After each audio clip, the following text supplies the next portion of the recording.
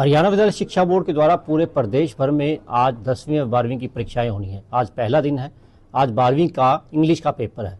हमारे साथ डॉक्टर पवन कुमार जी हैं, हरियाणा विद्यालय शिक्षा बोर्ड के चेयरमैन हैं, हमारे साथ हैं। सर, आपका बहुत बहुत स्वागत है जनता टीवी में। सर, पहली शुरुआत यहीं से कर लेते हैं क्योंकि आज इंग्लिश का पेपर है। बच्चे डरे हुए भी होते हैं क्योंकि पहला पेपर भी है। उनके मन से भय, क्योंकि निकालना अभी 12:30 बजे परीक्षा भी है। सर, क्या संदेश जो है सर वो देना चाहेंगे आप? सबसे पहले तो मैं आपका हार्दिक धन्यवाद करना चाहूँगा कि आपने अपने व्यस्त समय में से हरियाणा विद्यालय शिक्षा बोर्ड की आज आरंभ होने वाली परीक्षाओं के लिए समय निकाला और इसमें खास तौर पर अभिभावकों व स्टाफ ऑन ड्यूटी को आपने जो यहाँ से संदेश एक जाएगा उसमें अपना सहयोग किया।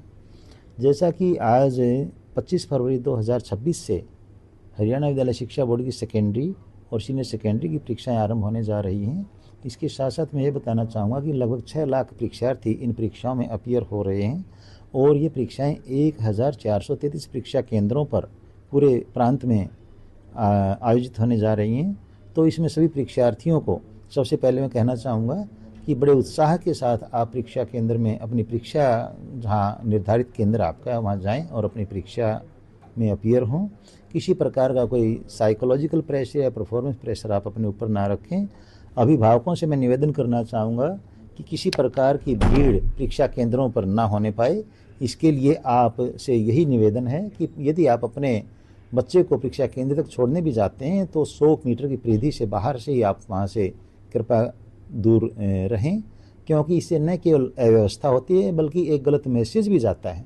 हालांकि वहाँ आपका उद्देश्य कोई किसी प्रकार की डिस्टर्बेंस क्रिएट करने का नहीं है, लेकिन भीड़ जमा होने से एक मैसेज भी गलत जाता है। तो इसके मामले में यही कहना चाहूँगा कि हरियाणा विद्यालय शिक्षा बोर्ड का आप सभी सहयोग करें। सर, पहली परीक्षा है, आज पूरे प्रदेश भर की परीक्षा है। एक इम्तिहान जो है वो न केवल बच्चों का है बल्कि बोर्ड का भी है और सरकार का भी है, क्योंकि अगर नकल चलती है तो उसमें दिक्कतें सरकार को भी होती हैं, बोर्ड को भी होती हैं। किस तरह की व्यवस्था सर बोर्ड ने बनाई हुई है? हालांकि CCTV कैमरे पहली बार जो है पूरे प्रदेश में इन परीक्षाओं में होंगे, पहले सिर्फ एस्टेट की परीक्षा में होते थे।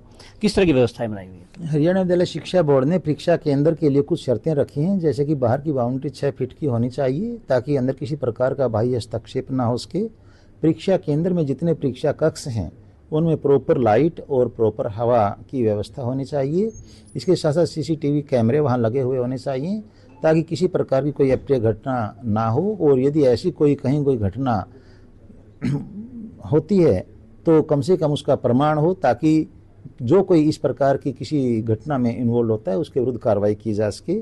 इसके साथ साथ जो परीक्षा केंद्र में स्टाफ ऑन ड्यूटी है उसके लिए स्पेशल दिशा निर्देश दिए गए हैं कि किसी भी प्रकार की कोई ढील अपनी ड्यूटी में वो ना बरतें, क्योंकि विभागीय कार्रवाई तुरंत प्रभाव से होगी यदि कहीं किसी प्रकार की कोई कमी उनकी ड्यूटी में मिलती है। तो सर, कितनी फ्लाइंग जो है वो बनाई गई हैं, क्योंकि नकल रहित परीक्षा करवाना एक मोटिव जो है वो बोर्ड का भी है और प्रदेश के लोग भी चाहते हैं कि नकल रहित परीक्षा हो। कितनी फ्लाइंग बनाई गई है? और दूसरी बात सर, पिछली बार हालांकि कुछ जो है अध्यापक भी इसके अंदर संलिप्त मिले थे, उनके खिलाफ जो है कार्रवाई करने के आदेश दिए थे। अब की बार फिर ऐसा होता है तो क्या कार्रवाई उनके विरुद्ध बनेगी सर? पिछली बार लगभग 138 जो निरीक्षक या यूँ कहिए कि परीक्षा केंद्रों में ड्यूटी पर स्टाफ था उनके विरुद्ध विभागीय कार्रवाई हुई है।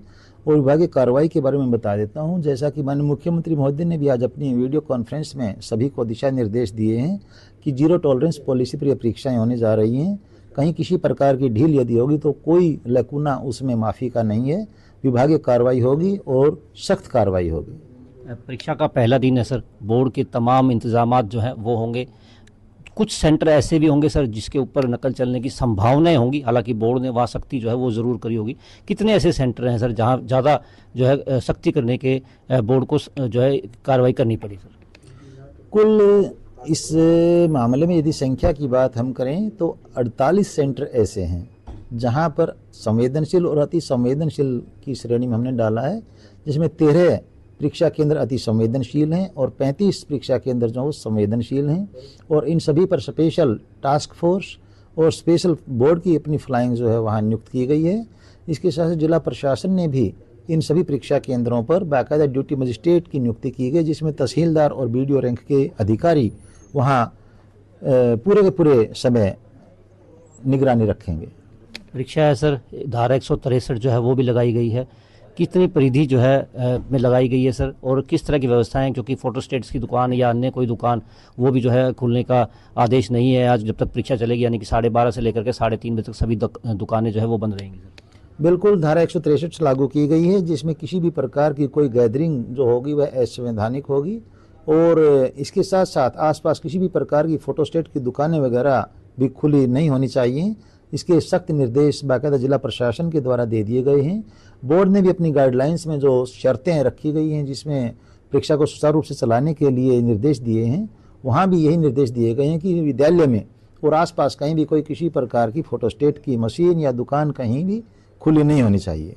इधर हरियाणा विद्यालय शिक्षा बोर्ड के चेयरमैन डॉक्टर पवन कुमार, जिनका कहना है कि आज से पूरे प्रदेश भर के अंदर परीक्षा होगी, परीक्षा नकल रहित होगी। इसके लिए तमाम तैयारियां बोर्ड की हैं, जो उड़नदस्ते हैं वो भी बनाए गए हैं ताकि नकल रहित परीक्षा हो। साथ ही CCTV कैमरे की निगरानी के अंदर ये परीक्षा होगी। जनता टीवी के लिए भिवानी से दीपक मुर्रेजा।